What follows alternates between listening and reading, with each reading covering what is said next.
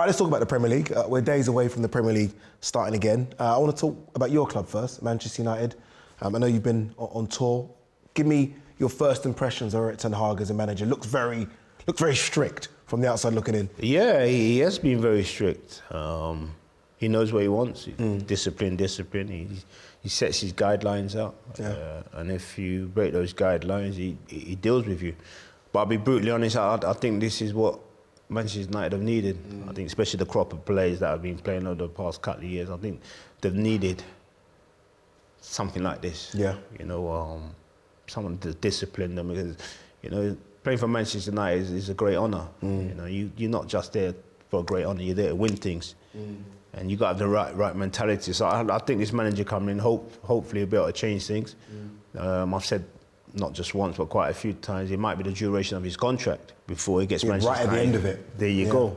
He gets Manchester United where they want to be. But at the present moment in time, like I said, being on tour, watching them play football, I know it's only pre-season, you know, they look like they're moving forward, which is a great positive. And the football looks different as well already. We're starting to see, like, I watched a game and it was quite painful to me actually when you beat Liverpool 4-0, but it was only a pre-season game. But the movement looked really good amongst those United players. Like, they're really buying into what he's trying to do. Yeah, it's totally different. Yeah. But like I said, I think he has an idea. No, he doesn't have an idea. He knows what he wants. You know, he's won the league at Ajax. He knows the way he wants to play, what he wants from his players. You know, he wants attractive football, he wants attacking football. So to watch them train and to watch them how to put it together, you mentioned the Liverpool game. I don't really look into that, you know. I like the way Klopp did it. 30 minutes, changed his players. So I don't look into that saying, oh man, United beat Liverpool 4-0, it's fantastic, it's brilliant. It's pre-season. Yeah. You know, it gets started end of this week. Yep. Let's see what happens. Then we'll see real football. There you go. You've made a couple of signings already. Eriksen's coming on a free, which I think is fantastic.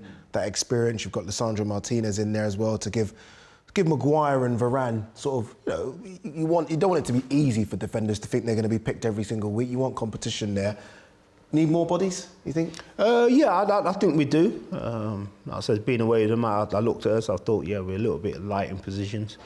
But I think the most difficult thing for Manchester United now is to attract players to come to Manchester United because there's no Champions League football. Yeah. Now, we can sit and say, oh, it's Manchester United. Yeah, of course it's Manchester United, but majority of the top players want Champions League football because that's the pinnacle of club football, playing Champions League football. So, yeah, we're a bit light. Fingers crossed we'll be able to bring in players that want to play for Manchester United.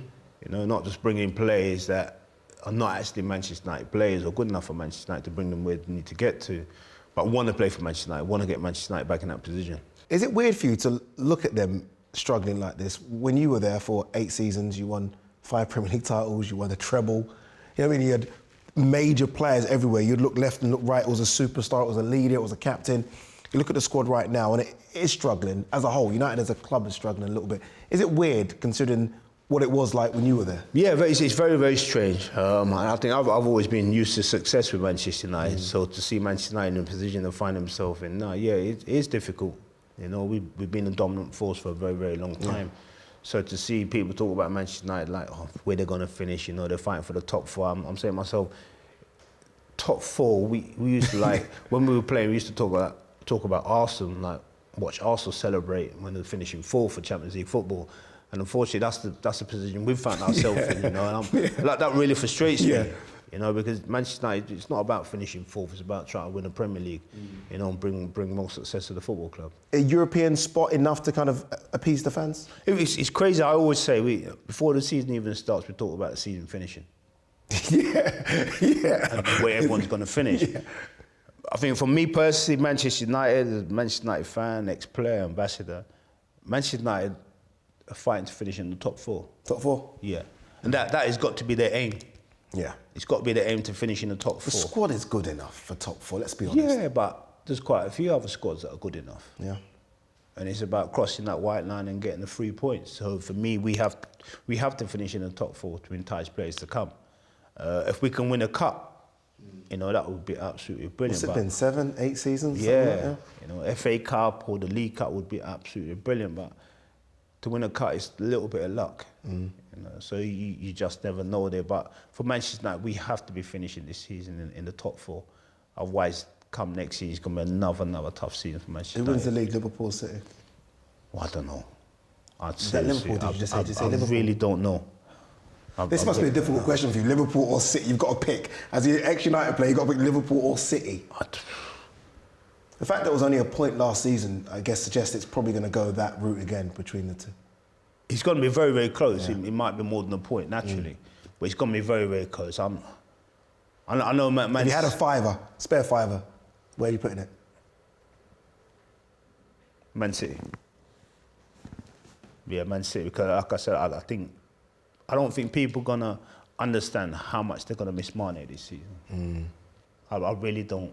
Yeah. I think he was... I don't think people understand how much City are going to miss Sterling. Yeah, this year. 100%. 100%. Man City sold him for what? Less than 50 million? And I've seen I've seen players go for more than 50 million. I'm turning around and saying to myself, Man City have done him a favour.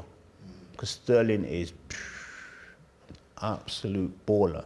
And I think he'll go to Chelsea and he'll do exactly the same. Well, it's been good. Hopefully you're wrong about your Man City prediction. We never know. Never know. Andy Cole? Thank you very much. Appreciate it, bro. Cheers, Bob. Thank you.